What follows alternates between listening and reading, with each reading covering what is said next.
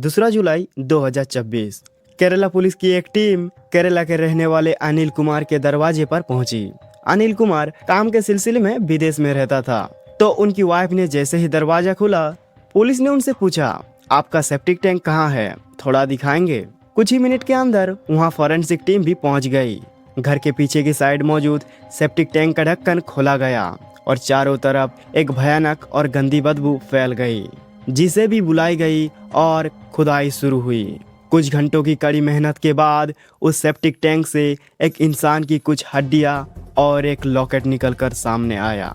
15 साल तक लापता रहने के बाद आखिरकार अनिल कुमार की पहली वाइफ काला की डेड बॉडी मिल ही गई। साल 2007, जगह केरला के आलापुझा डिस्ट्रिक्ट का एक छोटा सा शहर मन्नार। आज से 19 साल पहले मन्नार में ही रहते थे अनिल कुमार और काला नाम की एक लड़की। दोनों एक ही इलाके में रहते थे, इसीलिए लगभग हर रोज ही दोनों का आना जाना और मिलना होता था। धीरे धीरे दोनों में बातें बढ़ी और ये दोस्ती से प्यार में बदल गया। लेकिन इंडिया के कुछ रूरल एरियाज में लव मैरिज या प्यार जैसे शब्द आज भी एक तरह से अपशब्द माना जाता है। ऊपर से अनिल और काला की कास्ट भी अलग थी। काला के घर वालों को जब इस एफआईआर का पता चला तो काला के पिता ने साफ कह दिया, मैं ये रिलेशन कभी एक्सेप्ट नहीं करूँगा। या तो हमारी पसंद के लड़के से शादी करो, नहीं तो इस घर से निकल जाओ। पर काला के पिता की सोच गलत थी। काला ने ठान ली थी कि जब अनिल से प्यार किया है तो शादी भी उसी से करेगी। जैसा सोचा वैसे ही किया। एक दिन अपने घर वालों से सारे रिश्ते तोड़कर काला और अनिल ने घर से भागकर शादी कर ली। साल बीतते ही काला ने एक बेटे को जन्म दिया। इस बीच अनिल को साउथ अफ्रीका में एक अच्छी नौकरी मिल गई। वो काम के सिलसिले में साउथ अफ्रीका में रहने लगा, पर हर महीने काला और अपने बच्चे के लिए पैसा भेजता था। बाहर से देखने पर सब कुछ ठीक चल रहा था, पर रियलिटी हमेशा ऐसा नहीं होती। जो हमें दिखता है वो होता नहीं, और जो होता है वो दिखता नहीं। अनिल और काला के साथ भी यही हुआ। इंग्लिश में एक शब्द है लॉन्ग डिस्टेंस रिलेशनशिप, और इस वर्ड के बीच से कई बार कोई थर्ड पर्सन एंट्री ले लेता है और उसकी वजह से अंजाम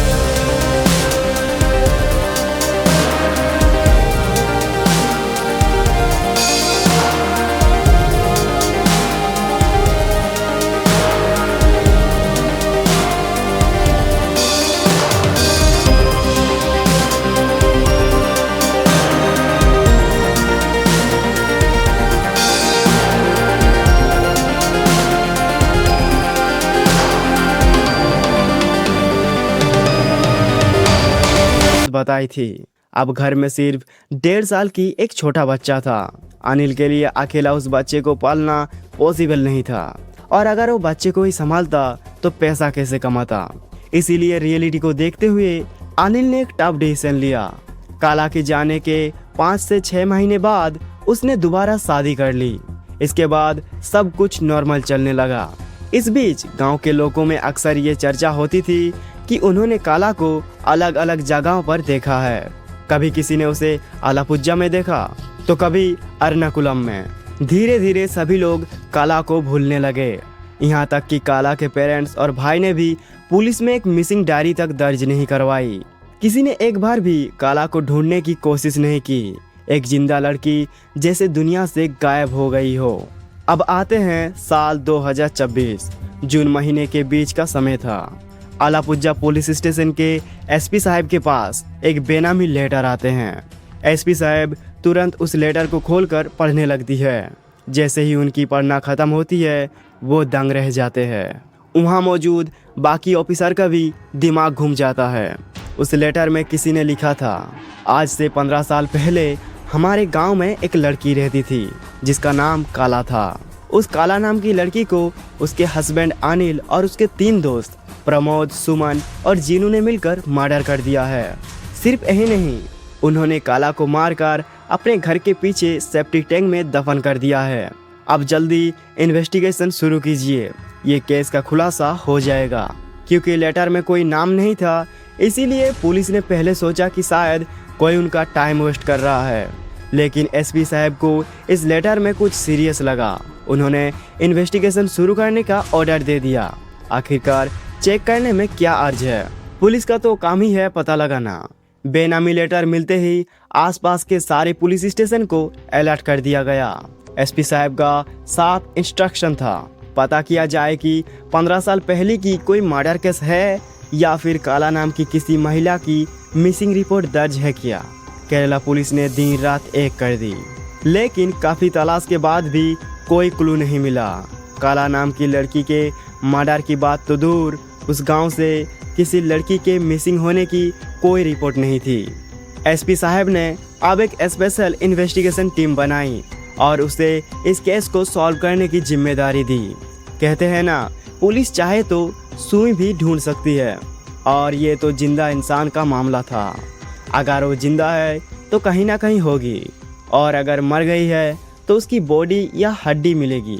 पुलिस ने तेजी से इंक्वायरी शुरू की और आखिरकार उन्हें अनिल का पता चला। पुलिस अनिल के एड्रेस पर पहुंची, पर वहाँ काला नहीं था।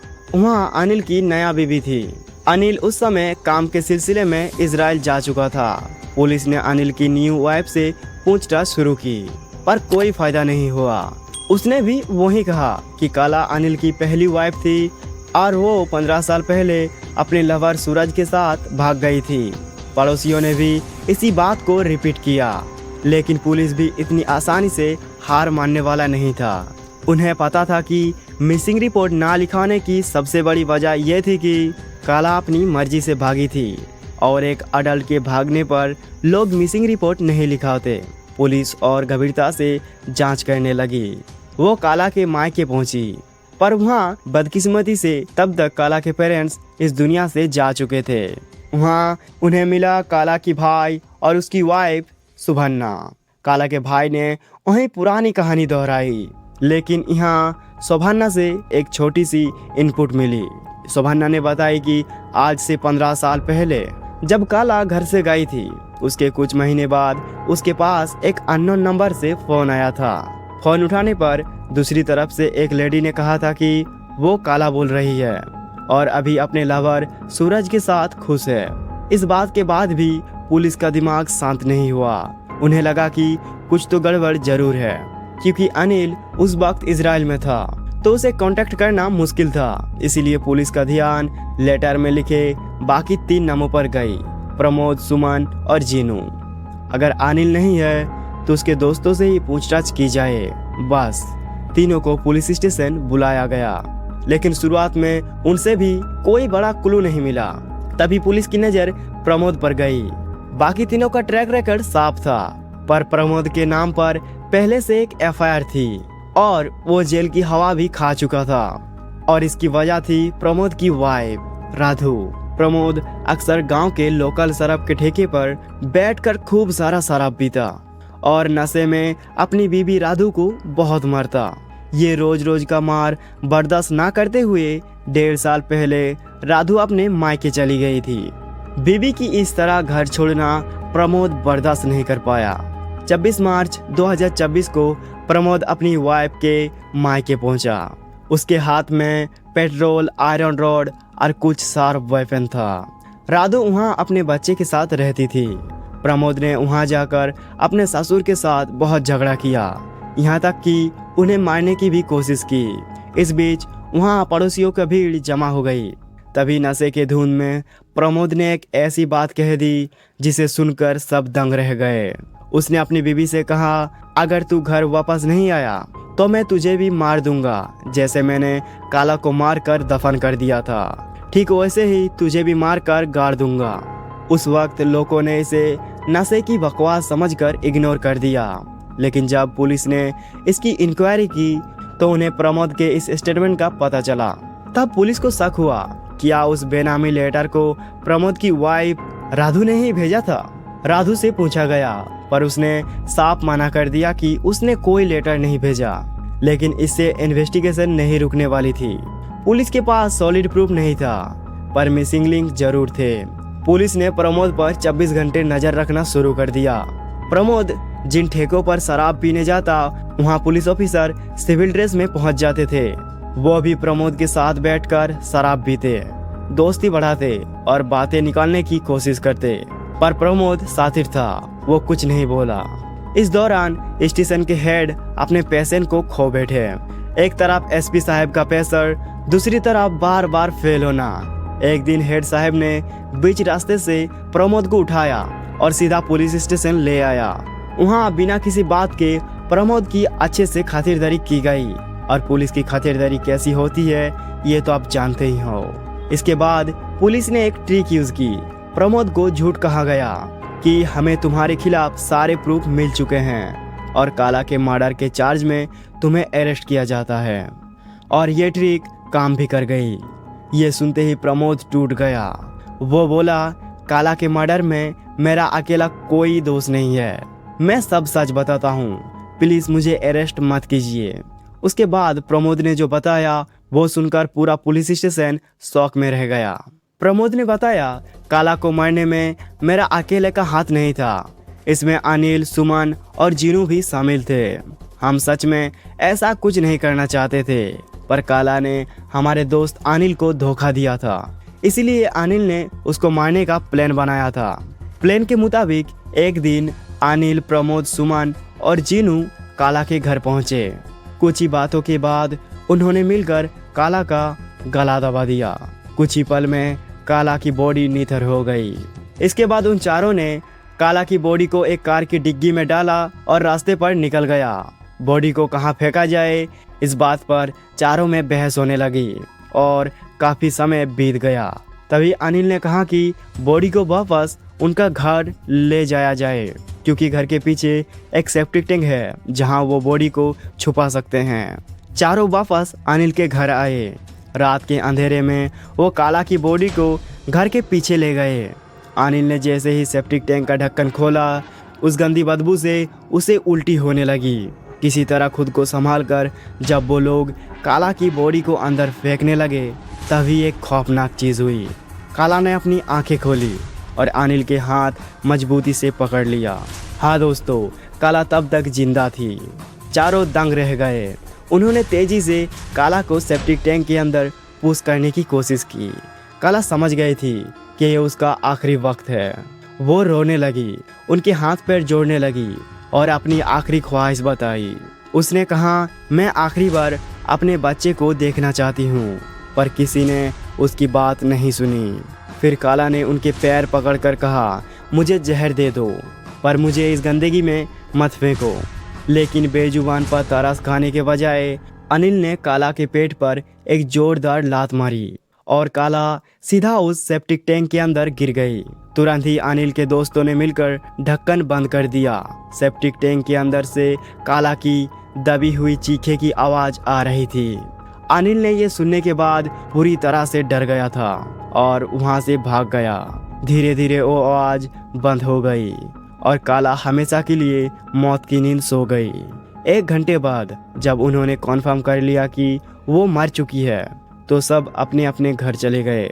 ये सब सुनने के बाद पुलिस तुरंत अनिल के घर गई और वहाँ सेप्टिक टैंक से क्या मिला वो तो मैंने वीडियो की शुरुआत में ही बता दिया है। लेकिन रुकिए, कहानी अभी खत्म नहीं हुई है। जब उन हड्डी को फॉरेंसिक एक्सपर्ट्स के पास भेजा गया तो इन्वेस्टिगेशन में जो निकल कर आया उसने सबको हैरान कर दिया। वो हड्डियां काला की नहीं थी। अब यहाँ कई बड़े सवाल खड़ा होते हैं। अगर वो हड्डियां काला की नहीं थी तो किसकी थी?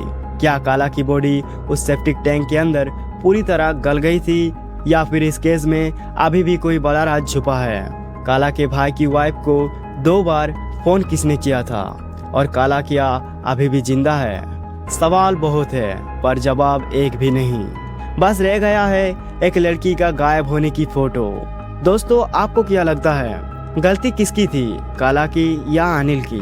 प्लीज आपकी राय कमेंट में बताओ। और इन्हीं अधूरी सवालों के साथ आज का वीडियो यहाँ खत्म करते हैं। सब्सक्राइब। Thank you.